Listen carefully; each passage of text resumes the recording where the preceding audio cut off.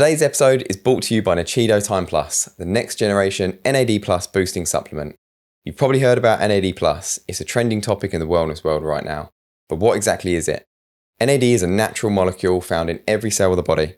It's essential for energy production, repair and recovery. When NAD levels drop, which happens as we age, you can feel it. More fatigue, brain fog, poor sleep and slower recovery after we exercise. We only allow brands on this podcast that I truly believe in. And I've been taking Nuchido TIME Plus now personally for 3 months. I've noticed so much more energy and clarity throughout the day. And on the inside, I know that my cells are being looked after. And what makes Nuchido different is it doesn't just give your body precursors like NMN or NR or pure NAD Plus like injections, which your cells just can't utilize. Instead, it's a multi-ingredient formula designed to fix the root causes of NAD Plus decline. Nuchido TIME Plus is the only supplement proven in human clinical trials to reactivate the enzyme that powers NAD Plus production in your cells. So your body starts making its own NAD Plus again, just like it did when you were young. It's also been shown to reduce inflammation, boost energy, improve sleep quality, and even help reverse biological age. If you want to optimize your cellular health, head to nuchido.com and use the code PEMFPOD at checkout for 20% off your first purchase. A quick disclaimer before we begin. The PEMF podcast does not contain any medical advice, and the content provided is for informational purposes only. If you have any health concerns, please visit a healthcare professional.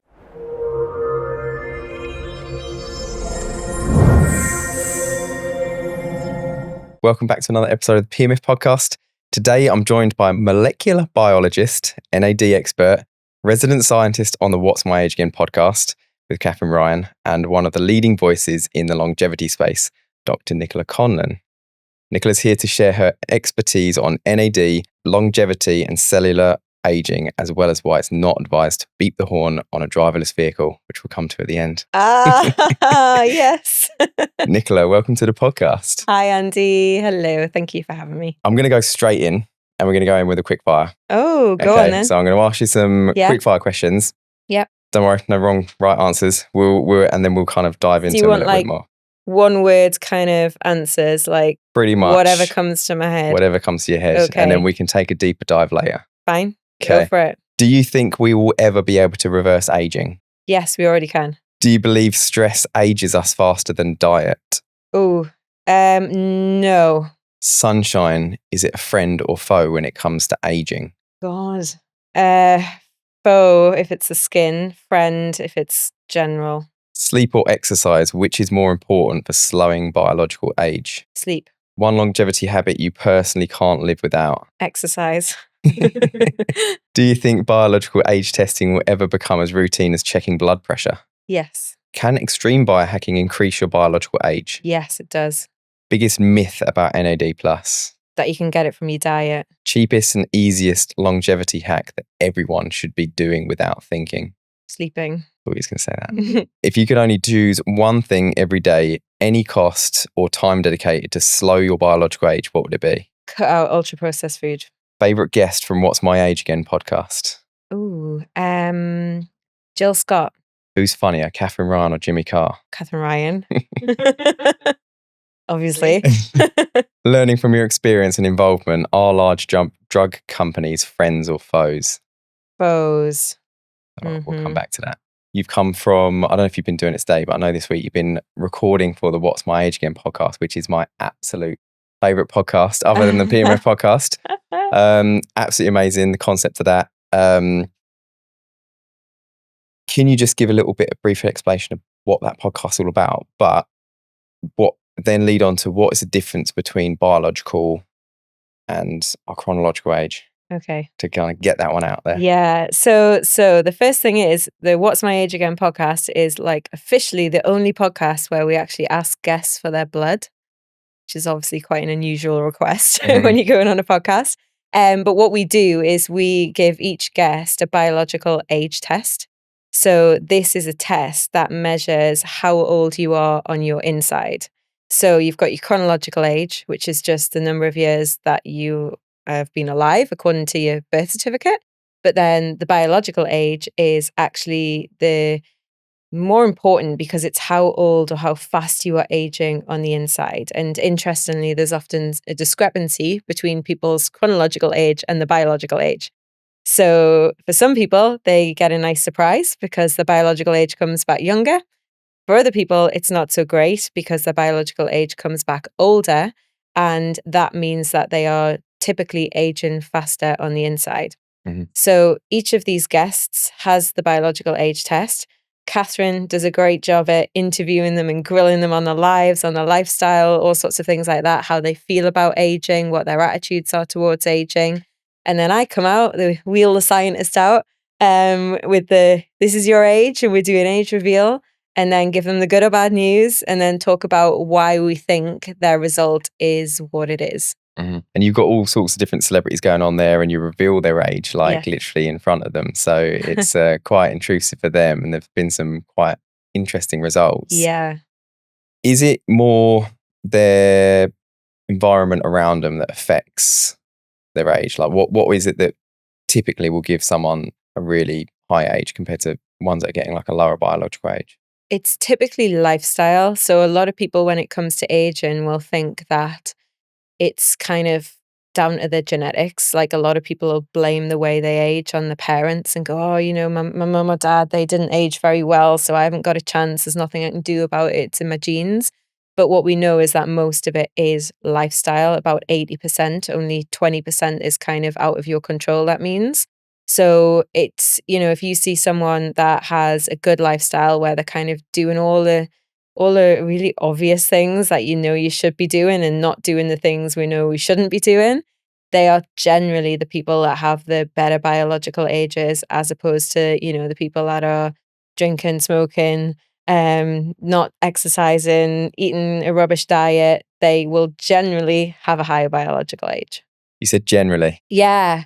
Sometimes we do, sometimes, we do see exceptions. And that's where the caveat comes in. So I've said okay, so about 20% is genetics, but what we do know is that some people kind of are genetically blessed, where they do just seem to have a sort of body that is much more resilient, much better at repair, much better at lowering inflammation, even when kind of bombarded with things that are damaging it. So that is an exception to the rule. But as with any science, there's always scientific anomalies. Yeah. We always see that, the outliers. The outliers, you call the them. outliers. So one of the episodes that really interested me was the one with Jill Scott, because she's just recently retired. She's not what you would call old. She's elite level football. But she got quite high biological age, and she was quite pissed off with it. What was it you think was really affecting hers? Yeah, this was an interesting one because I think everyone kind of expected her to come back younger. So I'll not give it completely away in case anyone wants to listen to that episode, but she came back. She's the same age as me, but she came back quite a lot higher. And she was very shocked. And I think a lot of people were very shocked, but I wasn't that shocked. I was kind of expecting it because this is a common pattern that we do see in elite athletes, where if you are overtraining with lack of recovery, it tends to push the body more into this chronic stress state. You've got a lot of inflammation. The body's really working hard. It's not having a chance to recover. So you kind of see the balance tipped the opposite way. And when we think about our biology and our bodies, everything in our body likes balance. And I think this has become a bit of a problem because a lot of the things that we're told to do that are good for us, some people will then take them to extremes and they'll think more is better, like exercise, like diet, things like that, where it's not. Our body and our biology likes balance. Everything in our cells, it all goes by a kind of a mantra of homeostasis, which is like balance. So when someone is doing a lot of exercise without much rest, although exercise is generally good for us, it really does tip it in the pro-inflammatory direction. Now, the interesting thing is that this seems to be much more of a problem in women than men. And the reason for this is that in women, if you are using a lot of energy, if you are over exercising, if you've got very low body fat, what that does is it actually impacts your hormones. So it'll turn down estrogen. And we know that estrogen's very protective in a female body, especially when it comes to inflammation. So you've got this kind of perfect storm where you are putting a lot of stress on the body, you're getting a lot of inflammation, a lot of sort of damage from overtraining, but then also estrogen's going down.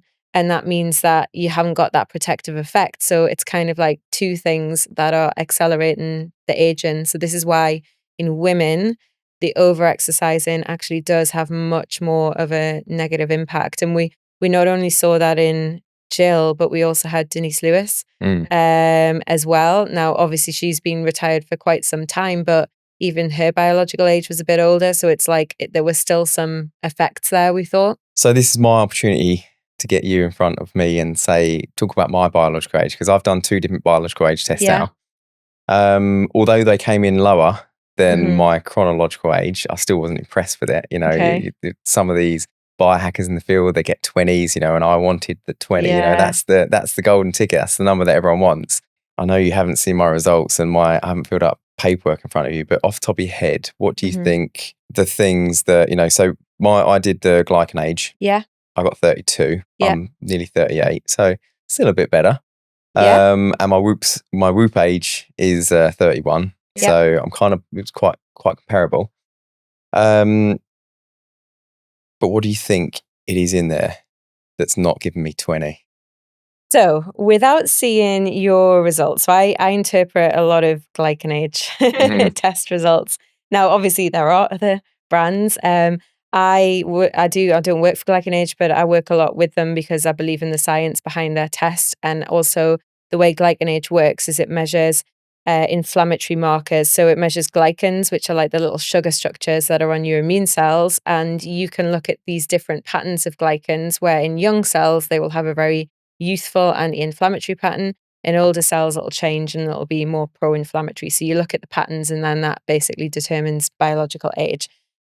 Now, I'm going to guess what yours would look like without seeing it. Maybe we could have a look after. But I'm going to guess that you will have a profile that looks like something that we call the manager's profile. I was about to say business owner. Pretty much hit the nail on the head here. And what this is it's normally sometimes it can cause people's biological age to be older, or if it's not quite got too bad, it's just you can see it sort of slipping in that direction. And just from the very brief conversation we had in the lift on the way up about our lives, you know, I think we're both business owners. You know, we both have busy lives, and it's a pattern where it's somebody who has quite a lot of stress in their life, so they're constantly busy, can't really switch off. Maybe's burning the candle at both ends. Maybe's does quite a lot of travel. That maybe's upset circadian rhythm. And in this pattern, we do normally see, like even in people that have younger biological ages, there are some hints that, you know, you may be making up for this stress and up for this lack of sleep in other ways, like supplements, like lifestyle. And it's kind of balancing it out, but you can kind of see it slipping.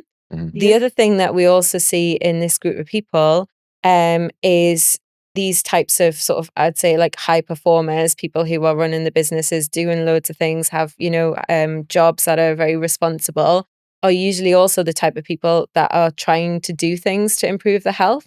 And just by their personality type, they're usually people that will take things maybe to extremes. So they will be doing everything.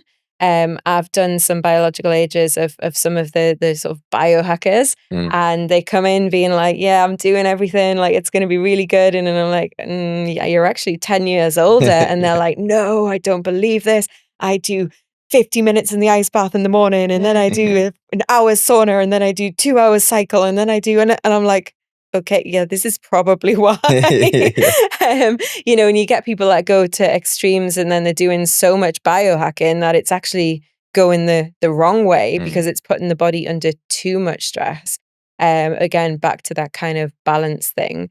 So, I mean, you know, it's great that yours is below. Yeah. But obviously, I think it would be interesting to see, because I think, yeah, it would just be interesting to see what those, it's fair enough getting a number, but actually It's what is behind that number. Yeah. And this is actually why, some of the biological age tests will literally just give you a number and that is it. And then it's like, well, what do I do with this? How do I how it's high? What does that even mean? Where's it coming from? What's causing it?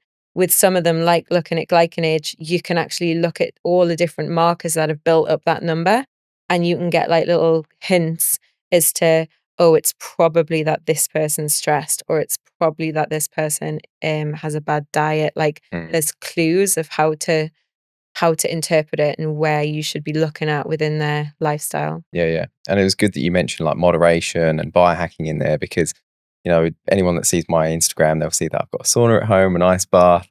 I do my PEMF and red light without fail every single day. And that's why I wanted to see like a really, really good score. But comparing it to other people my age who are also running businesses, I've seen some of theirs come back in their 60s, and it's like, so I kind of shouldn't take it for granted. But the other question I want to ask is the 3-year-old and the 6-year-old stress that lives at home, are they affecting my biological age? So do we know, is there any correlation between people that have children? Does that affect your biological age? Yeah, I mean, I think that generally kids make it better. Okay. Because when you look at it So I can within keep like them too, life purpose. Also, are you married, right? Yeah. Okay, that's great news for you. Not so great news for the wife. So She has to put up with me. There are some studies that show that married men have a better outcome in terms of biological age and all around health span than unmarried men. Women, it doesn't actually really make any difference. So we do think this is probably just because of the general idea that men are a little not quite so good at looking after the health and sometimes don't go to the doctor and things when they should do. But when they're in a relationship with a female, especially, there seems to be that the women are more like conscious of like, no, you need to check something, or no, we'll do this, because generally females are a little bit more have a bit more of a connection with their body and how they feel, so they're a lot more aware of it, and are more likely to do things about health. And so that's the kind of theory behind that. So kids, the problem with kids is like for most of that first stage of life, they just don't sleep. And this is a really difficult thing, because sleep is so important and that massively impacts biological age, but there really is nothing you can do. So, if you do have young kids and they're not sleeping and you're getting disrupted sleep, then it's really important to then double down on the other things that you can control at the time, and, not get totally stressed out about the sleep, because then that becomes another problem. I mean, our little 3-year-old got in bed with us last night, and I get the foot end, she's kicking me continuously. And it's just, so, you see these influencers online, they wake up at 6 a.m, they got this perfect routine, and it's just like, motherfuckers. But so, I get it. I think the sleep side of thing is big on what's going to affect the biological age, and probably not the kid, but maybe that's the result of the kid being there. But then also they fill you with joy and happiness and purpose, so that has a positive effect. So it's again, it's all about balance. So there is loads of studies on like the well-being around like loneliness and like, so you're getting that from having the family around, and so it kind of swings and roundabouts, I suppose. There was a really interesting study that came out quite recently, and it showed that the number one thing that positively impacts like your health and biological age is actually the quality of relationships in your life. So not all the other things, not the diet, not the exercise, it was actually the quality of that, connection, whether that's relationships as in family relationships, or just like having like a, good friends and a good community around you where you feel supported and you've got people to talk to and you've got like a purpose within those relationships. That was the most profound marker of aging well. So all those Friday night trips down the pub, drinking non-alcohol. Yeah, perfect. It's very good for you. Yes, very good. Yes. Keep it up. Okay, I'll tell her. I'll reduce her biological age a bit more by doing more pub trips. It's not being there. Yeah, exactly. Gut health's a big one when it comes to biological age. How important in the grand scheme of things is gut health? Oh, so important. Like, I think for a long time, people thought it was it was like something that was a bit of a fad Mm, and it was having its moment and everyone's talking about the gut microbiome and, oh, all this and all that. But actually, it's the more and more we learn about gut health, the more we realize how it really does impact our entire bodies. mm, And this is, so it's not about just having a good digestive system. Uh, if our gut health is bad, it actually influences inflammation across the entire body. mm, And we know that inflammation is one of the key drivers of the aging process. So much so that within the longevity space, we call it inflammaging mhm, because it's so fundamental.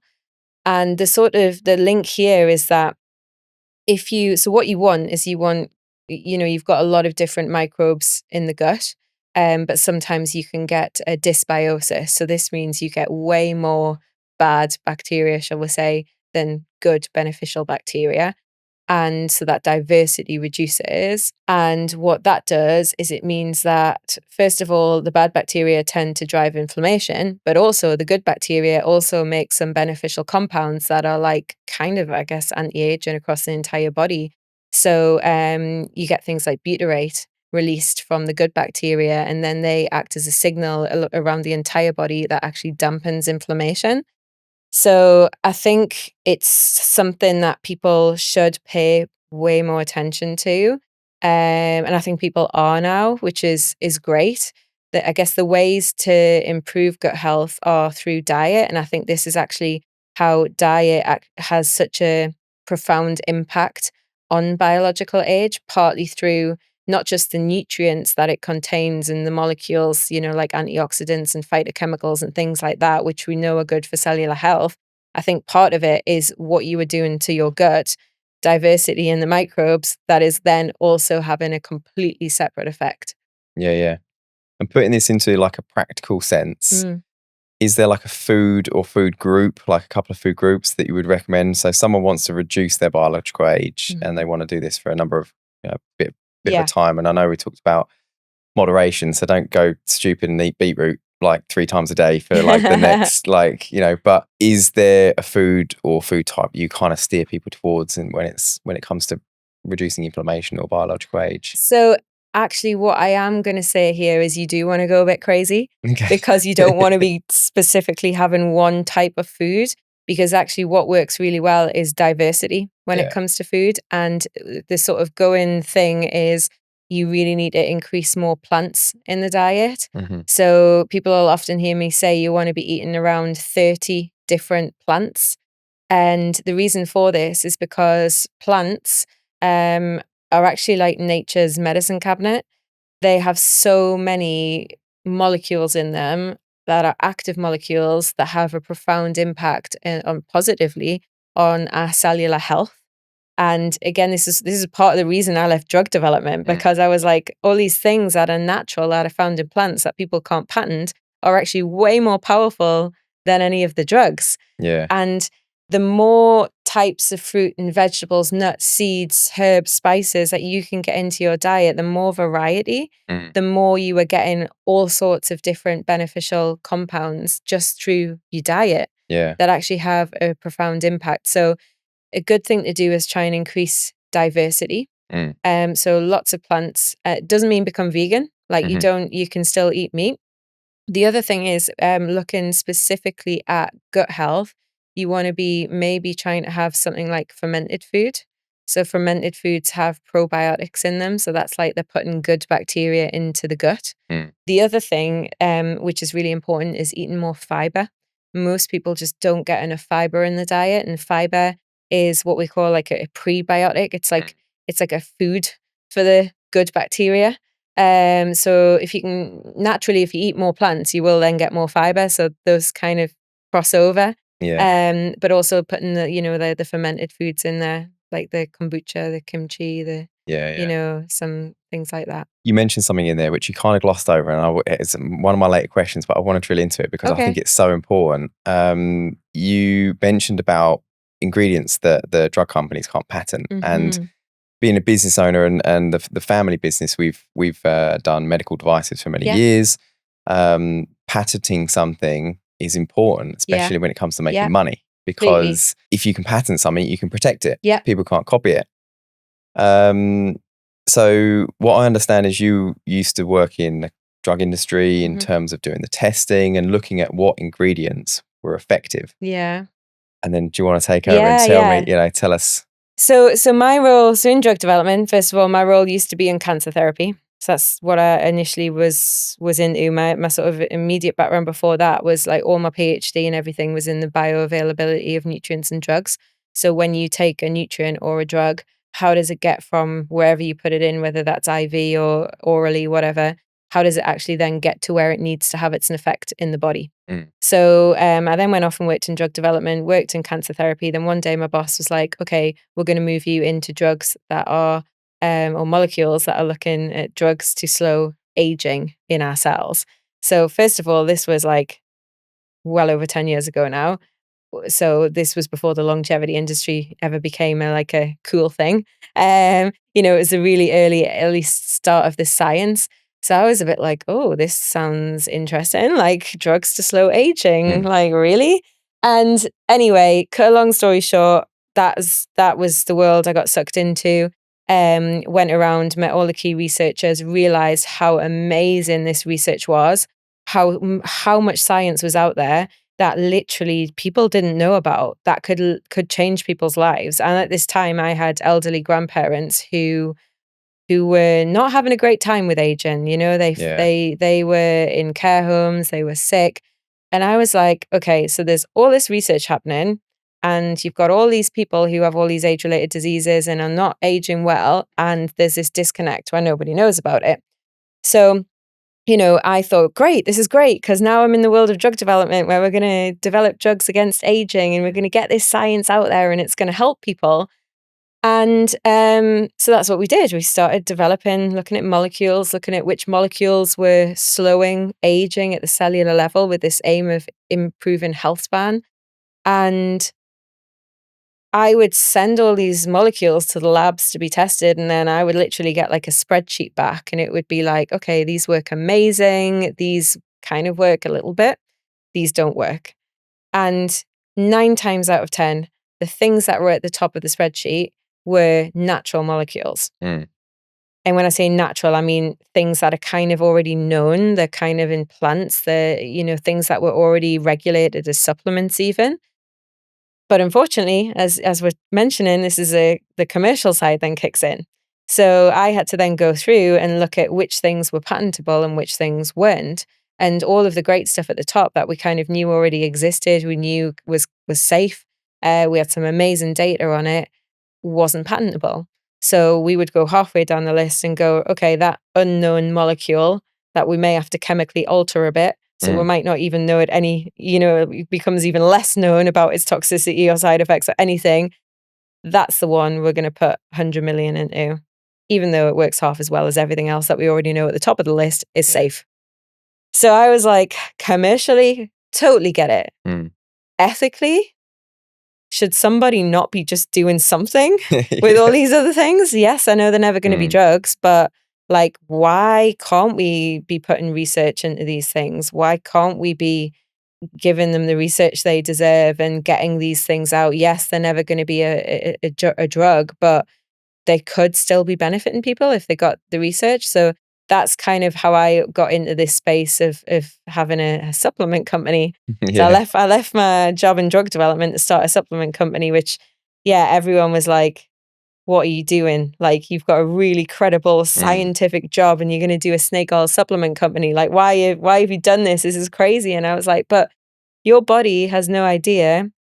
When you take something, your body's not like, oh, this is a drug, so I'm going to let it have an effect.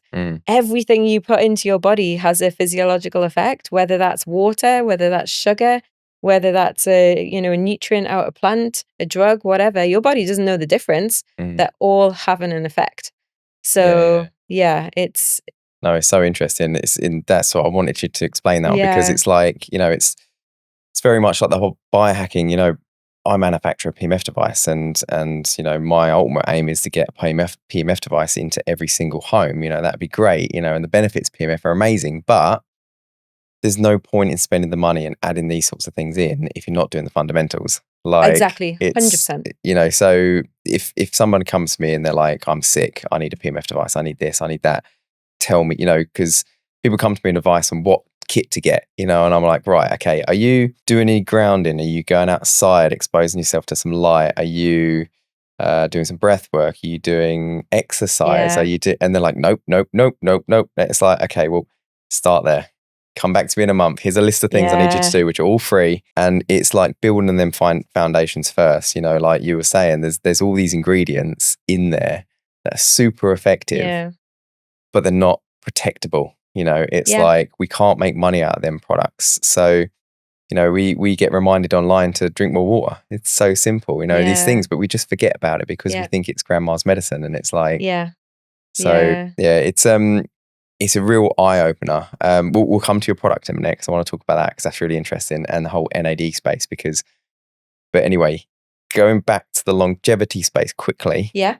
Inflammation you mentioned as something that you want to reduce ultimately for biological age. Have you got any other top tips to reduce inflammation? To reduce inflammation. So yeah, I think we're probably going back to diet. So we're talking about all the good things like you can eat to actually reduce inflammation, but we haven't mentioned any of the bad things. You can be eating all the plants that you want, but if you're also having McDonald's 3 times a day, it's not really going to work. So one of the biggest drivers of inflammation in our sort of modern lifestyles is actually ultra processed foods. So these are, when we talk about ultra processed food, this is when something has been changed so much from its original like whole food that it just doesn't even resemble anything that could, grow in a field or come from an animal or whatever. And often these things like the ready meals, like the, cakes and sugary breakfast cereals, things like this, what we now know is that these are so incredibly damaging in terms of driving inflammation. And it's not because they don't have any nutrients in, it's actually because of the additives, the chemicals, the harmful types of fats that they actually contain that are almost, creating this oxidative stress in our bodies, which is then incredibly damaging. So again, I think diet's just so underestimated. And I think the reason it's so underestimated is because people become sick of hearing about it. Yeah. Literally. People are just like, I can't be bothered to hear about eating healthy anymore. And I think everyone's just become a little bit exhausted by it. But I also think it's because diet's also been framed in a way that it's all about losing weight or it's about going on some sort of like a diet where you've got to do something Extreme for so many weeks. thing, isn't it? Yeah. Whereas it should be completely reframed as like not eating to restrict ourselves. It's like eating to improve our health. It's like eating for the benefit of like a really good diet that doesn't have to be restrictive. It's actually eating more, just more of the right things. It's all the labels as well. Like you've got the carnivore diet, you're a vegan, all these sorts of things. And it's just like, I'll just eat steak then for like the next 3 years, Don't do that. And that's really bad for biological age. There's a lot of people talking about, only eating steak and meat. And again, it's like there's so many different camps and so many different opinions. But again, just looking at the research and even some of the cases that I've saw of people's biological age when they're just eating meat, that it's really not good. Completely just relying on one thing. Again, it's like that balance that the body likes. Yeah, it's moderation and varied diet. It's I just apologize if you're like a hardcore carnivore fan. No, not at all. This you're is like, by the way, Nicola, I only eat steak. Throw that steak away. No, it's the thing. My biggest thing is moderation. It's varied diet. It's like it's the same thing. Stop putting labels on things. Stop trying to overcomplicate shit. Like, just eat the better foods, less processed foods. Like, and you'll just see what happens over time. It's just try and simplify it because, like you say, things get just too complicated. Yeah, and I liked what you said earlier about how like you have a company that is trying to sell something, but you're the first person to go actually sort your lifestyle out. I'm exactly the same. Like if someone comes to me and they think that a supplement's going to like fix everything, I'm like, no, you really need to do these other simple changes. And I think the thing that helps with some of the things that are the more, shall we say, things your grandma told you kind of thing Yeah. that are a bit boring, like drink your water and don't eat that and whatever. I think now we are understanding scientifically a bit more about how they are actually helping to slow aging, that if you can explain that to someone and make it relevant to them, they're like, okay, actually, I now understand why that is so important. Yeah. So maybe I will try to eat more vegetables, or maybe I will. Whereas before it was kind of like we're just told, eat well because it's good for you. Yeah. The end. Yeah, exactly. Kind of explain it a bit better, isn't it? Like, done. Yeah. Got to eat 5 fruit and vegetables a day. Why? Yeah. Okay. And that's it, isn't it? Like, you got to eat your 10 different colours and all this sort of, and it's just like, just be smart. Yeah. Like, last one on the kind of biological age and longevity side of things is that Katie Price came on and she got like a really high score. She, looking at her, her feedback and things. So I'm literally giving away all of the scores on What's My Age Again. You still got to watch it. It's great. Yeah. But I think a lot of hers came down because she's slim, she eats well, she exercises, she does all the kind of things you'd want to do to kind of keep your score down. Hers wasn't just high; it was like 1 foot in the grave. Yeah. And I think a lot of what you guys were talking about that was like trauma that she's had throughout her life. And so, where does mental health fit into all of this in terms of like biological age? Does that push it up? Is there like something people can do to help with bringing their biological age down with their mental health? Yeah, I mean, Katie's episode was a very interesting episode. I mean, there's obviously a lot of things that Katie Price has done. To unpack that's not that you've possibly glazed over that aren't so great for your biological age. Like all the surgery and things like that, which we do talk about in the episode. Things like that do impact inflammation across the entire body. But I think what we weren't expecting and what was really interesting about that episode was the amount of trauma she has had in her life. I don't think I really realized like she has been through an awful lot. And we do know that trauma, especially, in people that have had significant trauma that's had an ongoing impact on their mental health, where they've got PTSD, for example, we do know that increases biological age. So there was a study done it was in war veterans that had PTSD.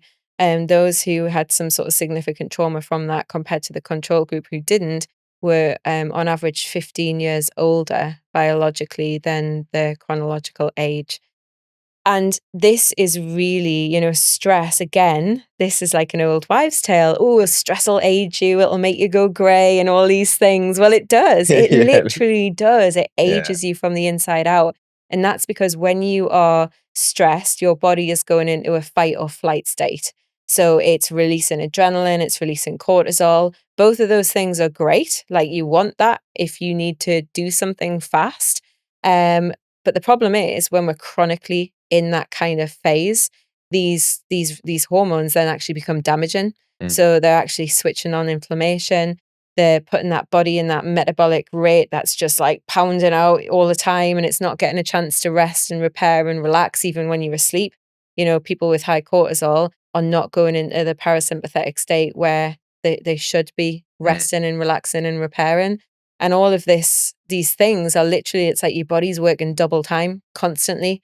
So we do know that stress really is a significant has a significant impact on biological age. And I do think, despite everything else, that was one of the big drivers of Katie's age. Yeah.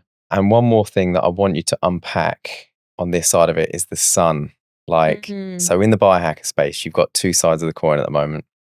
You've got the ones that sit outside in the sun there, and know the benefits. Exactly. Yeah. I mean, there's the men exposing balls to the sun is supposed to increase testosterone levels and all that sort of thing.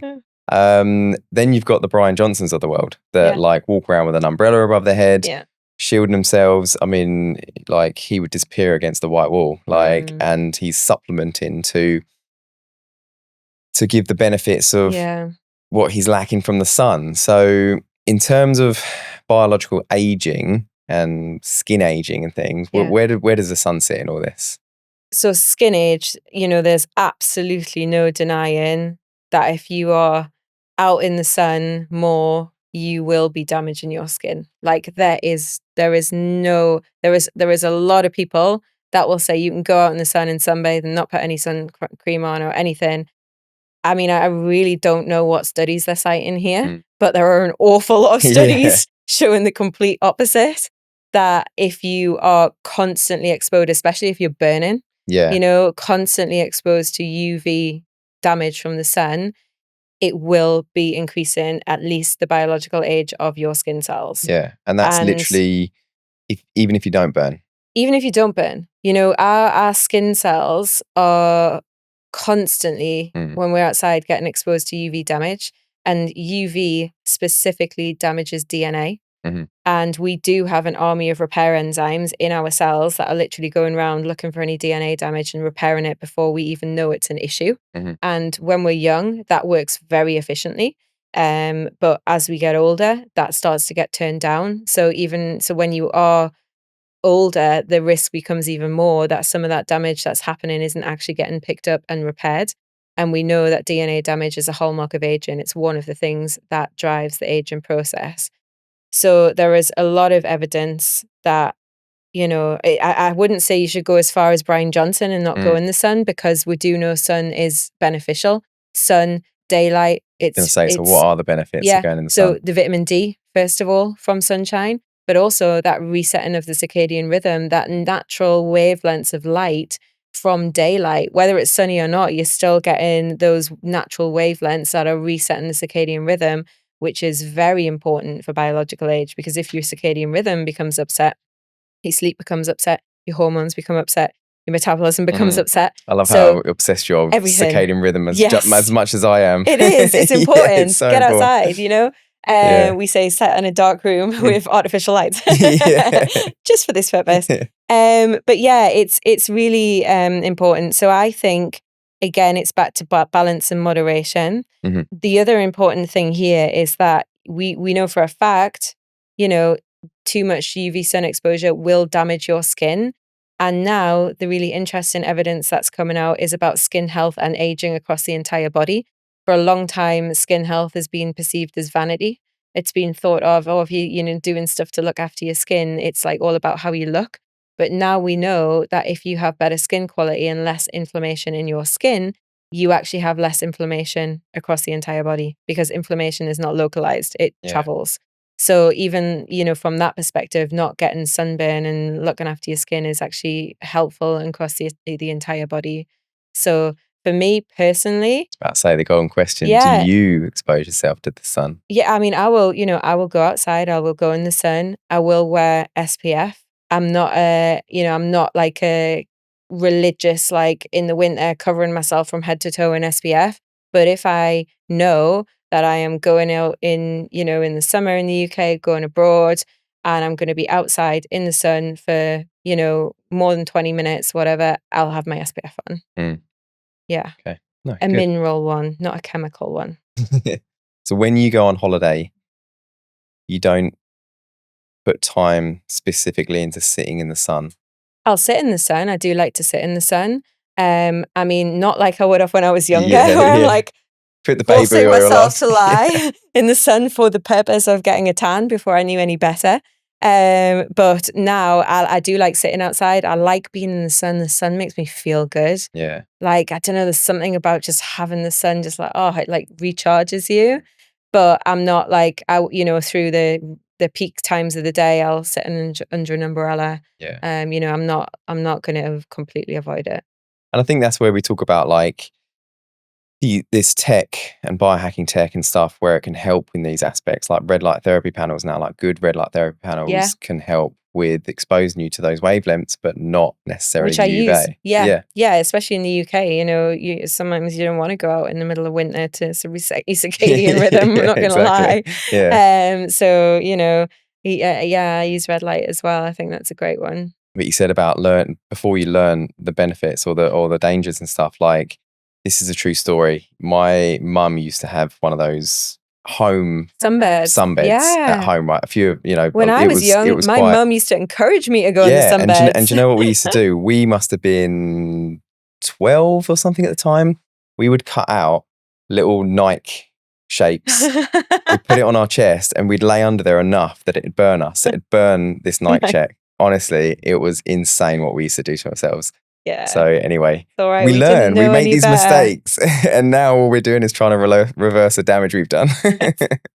So when you're older, you still got suddenly little Nike tick, like sunspots start appearing on your body. It's insane what we used to do to ourselves. Yeah. Let's talk about NAD. Yeah. Because being in the biohack space, being at exhibitions in longevity and health for wellness and all that sort of thing, a couple of years back, like probably longer for you, but for me, these NAD started popping up on the scene. And it started with one stand, then it was two stands, and then now you go to an exhibition and it's just NAD everywhere. And it was like the ice bath trend. I was like fed up of ice baths now. Like I'm almost fed up of seeing NAD until I started understanding what it is. So let's start with what is NAD. So the first thing is that it stands for nicotinamide adenine dinucleotide, because most people don't know that. No, okay. I'm not going to try and repeat that That's either. what it stands for. And that's why we call it NAD, because it's a really long name. So we do shorten it. And you're right. It is something that is completely having its moment. It's become a buzzword. Everyone's talking about it, but it is something that as scientists we've known about for many, many years. Basically, it's a natural molecule that's found in every cell in the body, and it's probably most famous for its role in energy production. So anyone that can remember anything to do with high school biology might remember something called the Krebs cycle. And that's the process that literally takes the glucose from the food that you eat and turns it into ATP, which is the energy that all our cells use to function. And NAD is a really important part of that little pathway.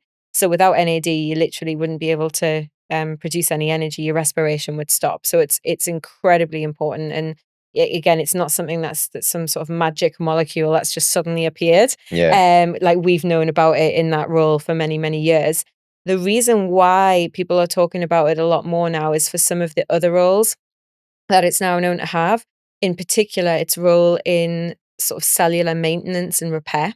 So it seems that as well as its role in metabolism and energy production, what it does is it also powers a lot of the cellular repair processes in our body. So you'll have heard me talk about earlier the fact that we've got this army of repair enzymes, like things like DNA repair enzymes that are literally going around our body looking for damage and repairing it. Well, NAD acts as a fuel to drive a lot of these processes. So again, back to the DNA repair enzymes, many of the important ones literally rely on NAD as a fuel. So if you don't have the NAD, you're not getting the repair. The other thing is that if you're hearing about NAD, you may hear about something called the sirtuins. And the sirtuins are basically these, get sort of branded the longevity proteins in the cell, or these longevity enzymes. And again, they are like these proteins that like sit at the top of a cascade. And when they are switched on and active, they switch on all these downstream beneficial pathways in the cell. So things that promote anti-inflammatory effects, things that switch on autophagy, like cellular recycling, things that kind of promote good health in the cell. And the link between the sirtuins and NAD is that basically the sirtuins need NAD to function. It's their fuel. So if you don't have any NAD, these beneficial longevity proteins don't get switched on. So it turns out that NAD does a lot more than just energy production, and it's very important in cellular health, which is obviously very important in longevity. But the reason it then became so popular was when we realized how much it actually declines as we get older. It halves every 20 years. So even by the time we're 20, you've lost half your NAD. So this is when it really started to sort of the research kick off as like, okay, if it declines and it's really important for cellular health, then why don't we stop it from declining? Can we keep NAD levels high so that it keeps energy production switched on? It keeps our repair system switched on. And it was basically, again, cut a long story short, found that yes, you can boost NAD. And that was beneficial because not only did it promote cellular health, so we see, in cells that have had their NAD boosted, you see improved cellular health and they start acting younger, but also this translates to effects across the entire body. Mhm. So you see improvements in cognitive function, muscle function, all sorts of things, skin health. So it does show that by increasing this one thing, you get a whole host of benefits across the entire body that ultimately translate to improving our health span, that proportion of our lives that were healthy. So it's kind of fitting into the longevity space at the moment as like as a way of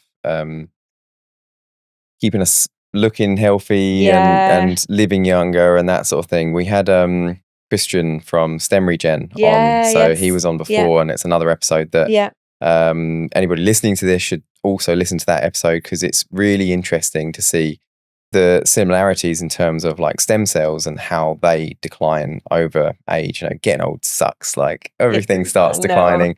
Stem cells go, NAD production, all these sort of things. So there's quite a lot of similarities. And the other similarity I think is how your product works. So your product, Nuchido TIME Plus, which I'm taking every day at the moment. Good. So since my biological age, I'm putting it to the test. Good. But it's interesting how this works, and the same sort of processes like STEM Regen, in terms of you're not taking stem cells, like you're not taking NAD either. So how does this work, and how does it differ from the other NAD stuff that you get online?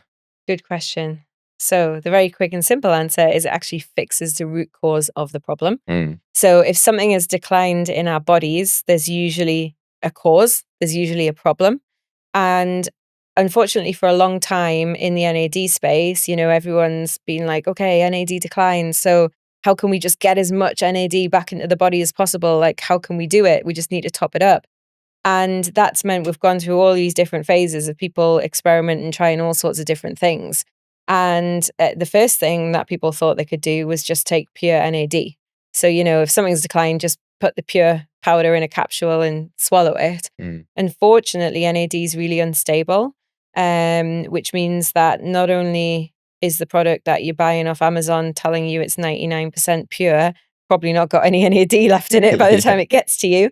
But also when it goes through the gut, it just gets completely degraded. So it was realized very quickly you can't just put pure NAD in a pill. So people started thinking, well, let's bypass the gut. Let's put it in IVs. Let's put it in injections, because we'll bypass the gut. We'll get it straight into the blood. But the problem is that you have just put it straight into the blood. And NAD actually doesn't do very much at all in the blood. It actually has to get into the cells, because in the cells, that is where our mitochondria are. That's where the sirtuins are. That's where the DNA is. That's where everything that NAD interacts with is found inside our cells. And because NAD is a very large and charged molecule, it struggles to get across the cell membrane. So cells don't, they're like a fortress. They don't just let things in and out.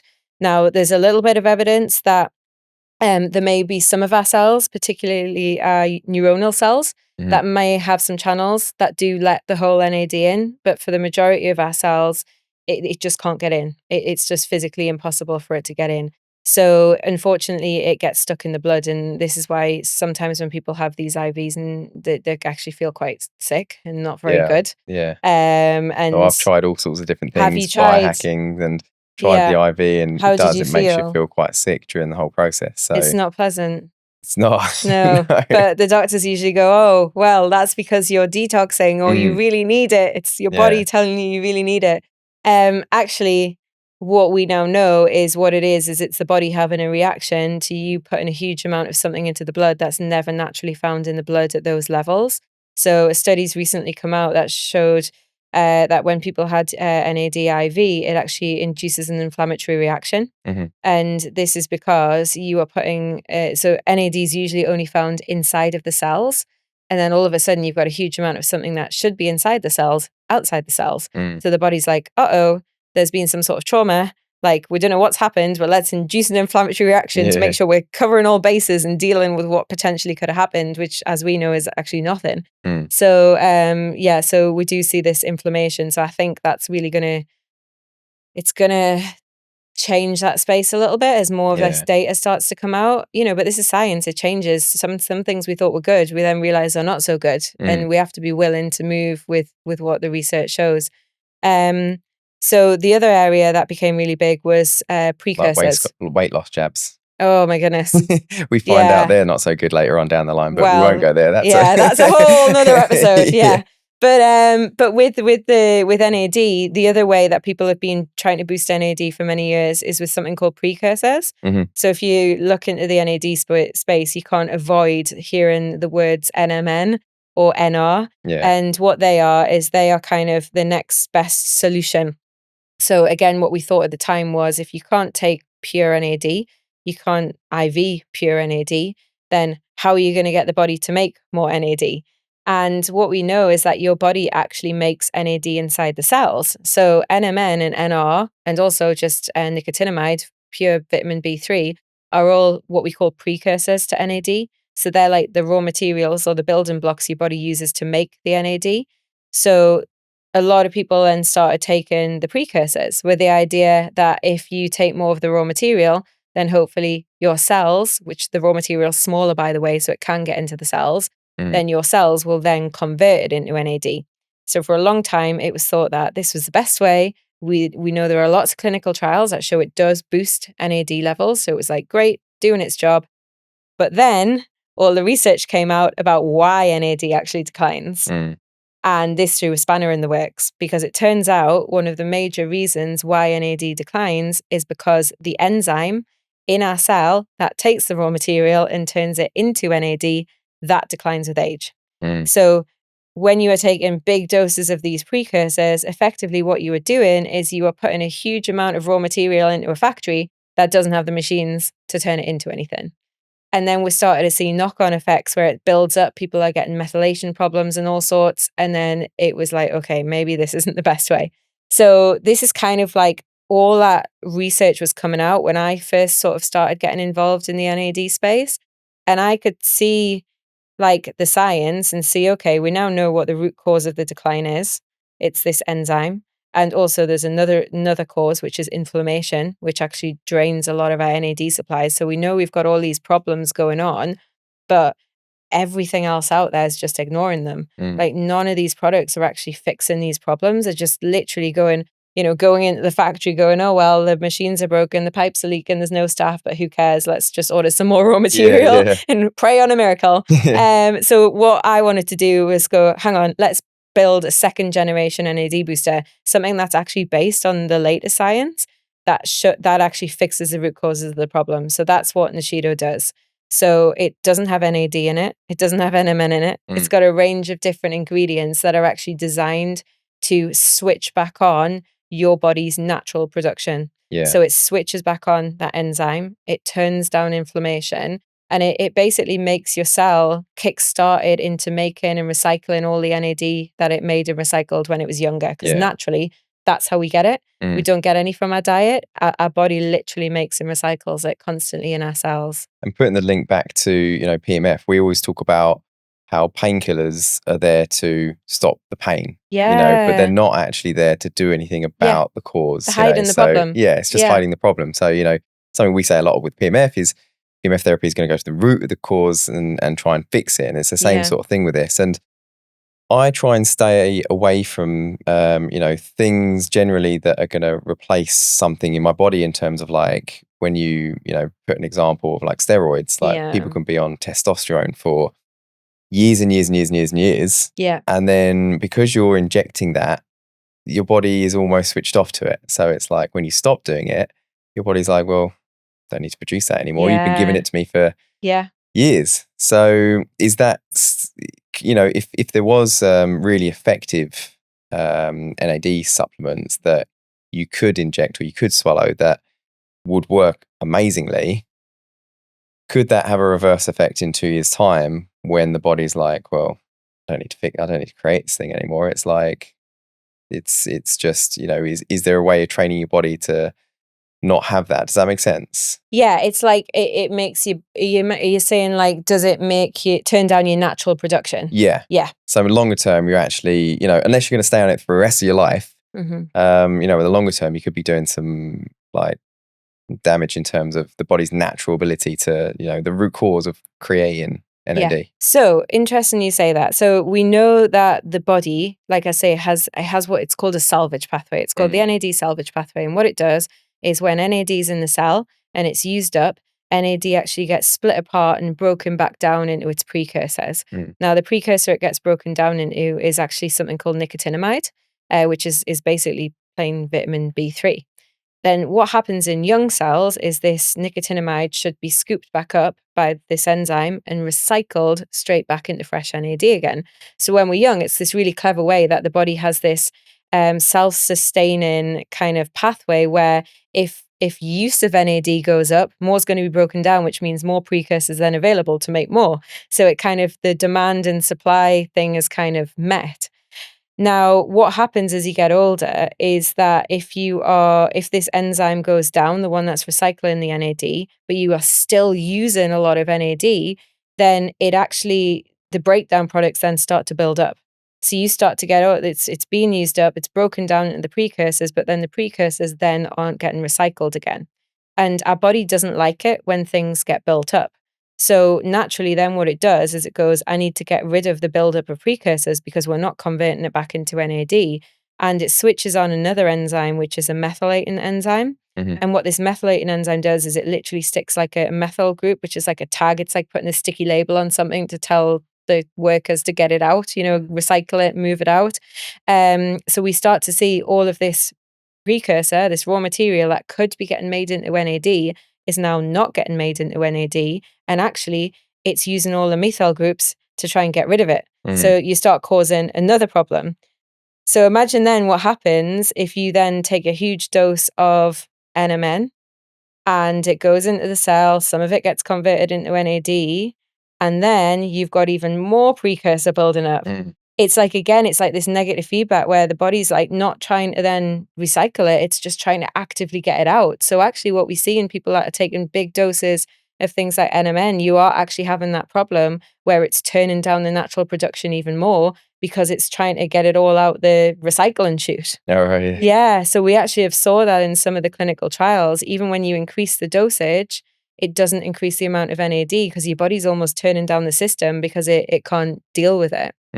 So with our product, it's completely different because you're not replacing something without fixing the problem. You're actually fixing the root cause.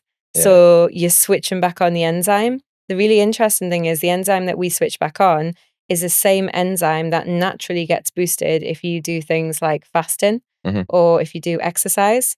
This is exactly how your body increases NAD production naturally by switching on this enzyme. So it's like mimicking naturally what your body does rather than trying to replace something. No, it's great. I mean, my non-negotiables at the moment, 3 of these every morning, my breakfast. Yes. PEMF and red light. Yeah. And my energy levels are insane. I was just about to say, have you noticed anything? Because some people do really notice the difference. I mean, what we know is that we did a full human double-blind placebo-controlled clinical trial. Like, we really have done a lot to prove this works, and like a lot of NAD products that claim they boost NAD and have zero evidence. So we know after 7 days, you will start to see an increase in NAD in the cells. Some people like feel that. Some people it's more subtle. So it was interesting that you do notice. Yeah. I mean, PEMF and red light naturally increase ATP and that anyway. So adding this in as well is just like it's very synergistic. Switched it on. Yeah. No. So I mean, I'm trying this now. I'm doing this for the next 6 months until I do my next glycan age, and then we'll be back for a part 2. Yeah. Well, again, so we know in our clinical trial we saw a reversal of biological age. So in the placebo, they had obviously no change, and then in the group with the supplements, or when they took the supplements, because it was a crossover trial, so everybody took the placebo and then also took the real thing. We saw a reversal of biological age by 1.26 years in 28 days. That's really good. Yeah, well, we'll put it to the test. You answered my question a minute ago. I'm going to see if you come up with the same answer. But outside of supplements, outside of diet, what other ways are there to naturally boost NAD? Exercise and fasting. Oh, there you go. Yeah. Who would have known? The ways they work is because they're putting your body under a bit of energy stress. So both of those things are kind of the cells going, uh-oh, don't have any energy coming in.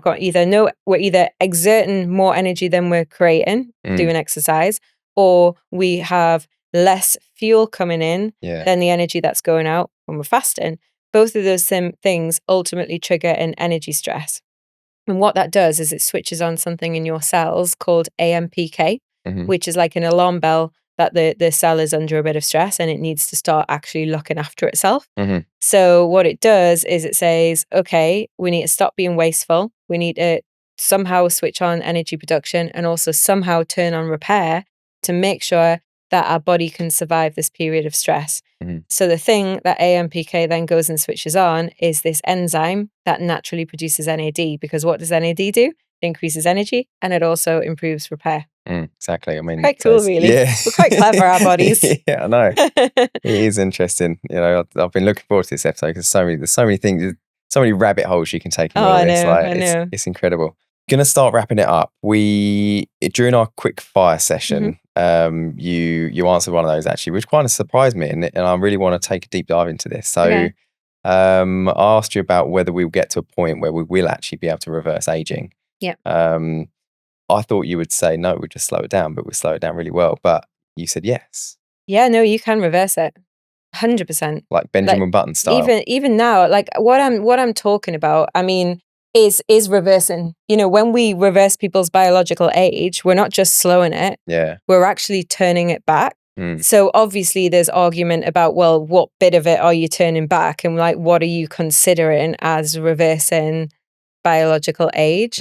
But if you take something like some of the different biological age tests that like people are using, say, for example, an epigenetic biological age test, the way that is working and what that is measuring is it's looking at patterns of gene expression. So in your cells, like every cell in our body has an identical set of DNA. It's got all the same genes. It's just different cells become different things and act in different ways because our epigenetics is telling our cells to play different patterns of genes, essentially. So different patterns are switched on.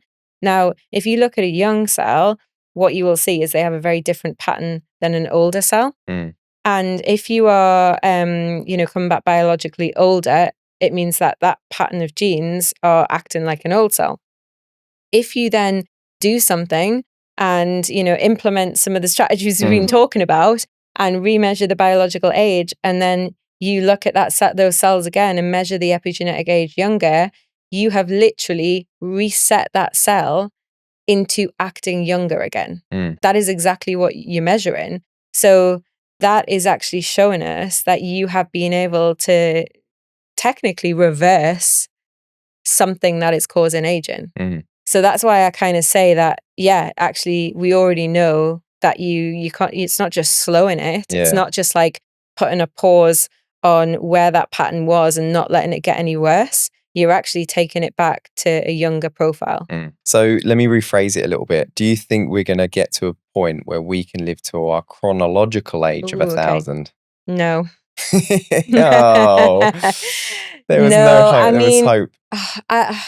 So this is a, would we want to? I mean, that's the ultimate question, really. But would I want to? Do you know what? I don't know. Like if I was like me today and I could just kind of keep going, then maybe. But then also, I also am a firm believer that we go through like many different lives and we have different past lives and we'll have many more lives. So I'm like, I kind of want to see what those other lives would be.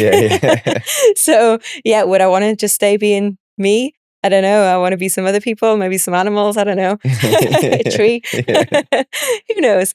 But again, when I first got into the longevity space, longevity was very much focused on extending lifespan and living forever. And I've had some very interesting conversations with some very interesting people that really do believe that they can escape death. You know, they have this idea, it's something called the longevity escape velocity. Yeah. Have you heard of that? No, I haven't actually. So the longevity escape velocity is this idea that a human born today will be the first human to like basically live forever because advancements in science are happening so quick that if you kind of can live long enough now to get to the next stage where they'll bring out some crazy therapies that allow us to then even live a little bit longer, you kind of escape death. Yeah. So yeah, people That film genuinely Death Becomes Her comes to yeah, mind. like yeah, people if people anyone's watched that. yeah, people really are very serious. Like I guess these are called, like, you'd classify that more as transhumanism. Yeah. Again, very interesting conversations with people about cryo preservation. You know, people that have the bracelets and the rings where once they drop down dead, you ring this number, someone comes and takes, you know, if you've got enough money, they'll take your whole body and freeze it. But if you haven't got that much, they'll chop your head off and put your head in the freezer. Yeah. Very, very popular in Russia, apparently. And Austin Powers. Yeah. So yeah, for me, I am very much more of the opinion that everything that I'm working towards personally and what I promote and advocate for is about, let's take the really good lives and the lifespans that we have now, but actually live them in good health. Yeah. Because, you know, the first argument from anyone when I say what I do is, I don't want to live any longer and I don't want to live in a care home. So shoot me, you know, and I'm like, it's not about that.